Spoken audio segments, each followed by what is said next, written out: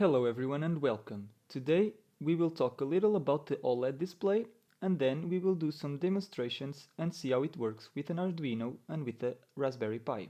So the first thing we need to understand is how this display works. This is a 16-pin display and now I'm going to talk about the pinouts. The pin number 1 is ground and the pin number 2 is power, which we have to supply with at least 5 volts. Pin number 3 is the contrast. This contrast will be changed using a potentiometer. Pin number 4 is the register that controls where in the LCD's memory we are writing data to. Pin number 5 is read-write. That selects if we are on read mode or if we are on write mode. Pin number 6 is the enable that enables us to write to the registers. Now from pin 7 to pin 14 there are 8 data pins. In this project we will only be using 4 and they are used to write data to the LCD. And finally pin 15 is the backlight power and pin 16 is the backlight ground. Okay, now I've wired up my LCD to my Arduino. I did that just to save some time on the wiring process, and this wiring is a mess, but as you can see I'm turning on my Arduino to the computer, and as you can see the LCD powers on.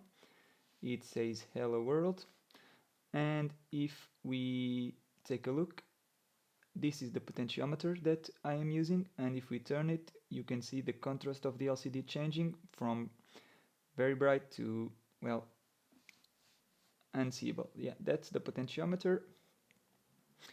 This was one of the first times I've wired the LCD to the Arduino, and I know there are a lot of unnecessary wires up there. I've changed that all using the Raspberry Pi that we will see in just a second. Okay, now I've wired my Raspberry Pi to my LCD just like I was planning, and as you can see there are a lot of less wires. I've changed my design, and if we turn the potentiometer you can see that it still works.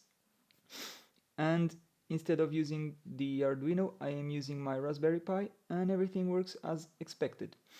I just had to do little modifications to some code I found online. The link to that code will be in the description, and with that done we can now start working on the next week goals, and those goals are having our buttons working, and apart from that I want to make a quick simple demonstration using the buttons and the display that we just finished this week. Thanks for watching and I see you all on the next week.